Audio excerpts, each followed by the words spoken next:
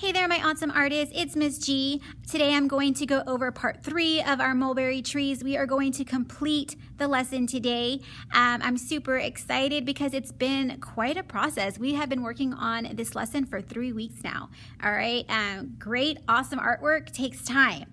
And so let's do a quick recap. Week 1, we started with our tree.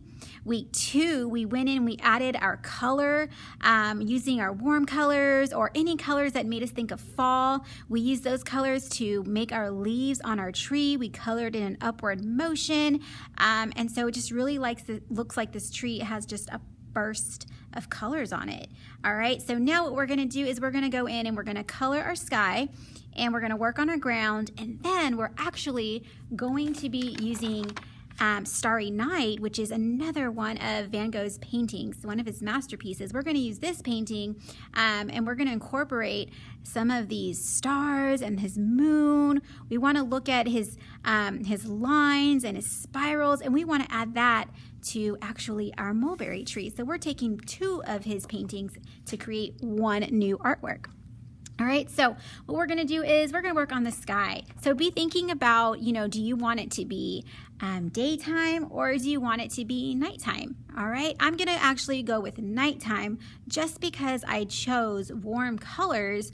I'm actually gonna go with a cool colored background. That way it doesn't blend too much with my tree. All right, so that might be something really important to think about.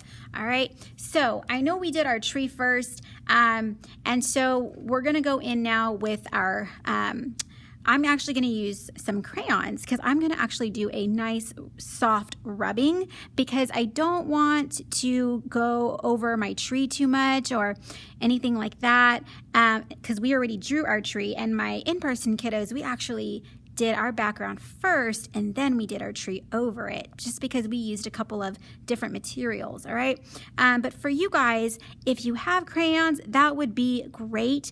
I'm gonna go with a nighttime background sky, so I'm going to choose some cool colors. So I've got some blues here and I've got a purple, so I'm actually going to work these 3 colors to create my sky, and I'm going to start with my darkest color and go into my purple. All right, and I'm actually going to do a rubbing, which is what I would recommend for you guys since we do have our tree already here. So I'm just going to do a nice little rubbing. Okay, so it's pretty soft. That way my tree really stands out.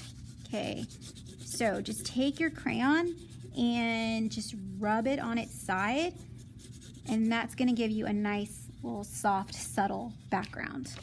All right, and if I do go over my tree, it's not going to really bother it too much since it's so light. But all right, so I went in with my darkest color first, and now what I'm gonna do is I'm gonna go in with my lighter blue, and I'm gonna do some overlapping and then blend that down. And I wanna leave room for my purple, so I'm not gonna go all the way down. So nice, just soft background. Okay, and I can go over it darker if I want it to, which I think is what I'm actually gonna do with my darker blue. So I'm gonna go over it a second time and blend that into my lighter blue.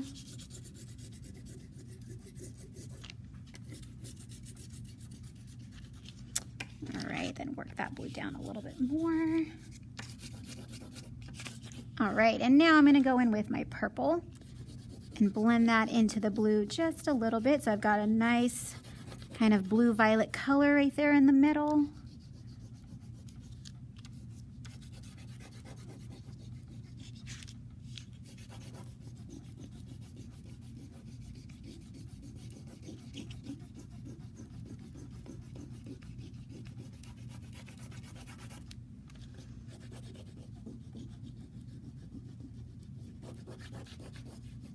All right, and I can always do some touch-ups later on if I want, but I'm gonna get that done. All right, so I've got my kind of nighttime sky, and now I'm going to work on the ground. So what I'm gonna do for the ground is I'm gonna think of some nice like earth tone colors. So I'm definitely going to be using some browns if I can find find some in my crayon box.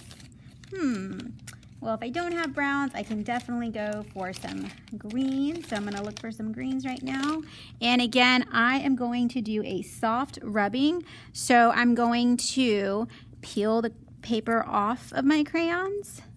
Okay, and I'm going to keep this soft. So I would recommend doing a soft rubbing for these parts because we are going to go in and add some of those short, quick strokes of color later on. So I'm just going to do some greens. So I'm going to even use maybe some oranges as well. So let's see, I've got another orange crayon here. Just going to peel that back.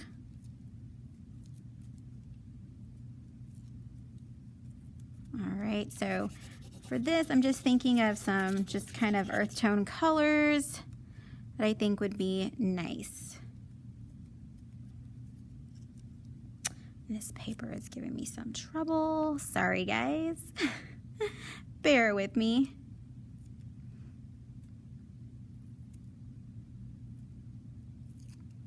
All right, so.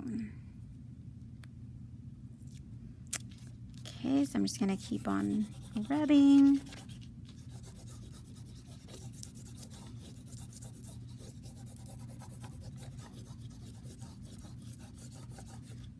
Right, and actually found a brown, so I'm gonna go in with some brown. So when you are doing your ground, guys, again, think of those earth tone colors. Think of your browns, oranges, greens, maybe even some yellows, okay?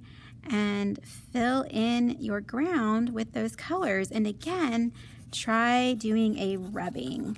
And I'm gonna tell you why, and again, in a moment, why you want to do a rubbing. Keep it soft. All right, so I'm done with my ground. What I'm going to do now is I'm going to go in and actually like draw some lines for some texture. Okay, so remember the texture is the way something feels. So I'm going to draw some little wavy lines. Maybe there's some rough dirt. And this is why we wanted to go really soft for our background because we're going to be drawing over it, all right?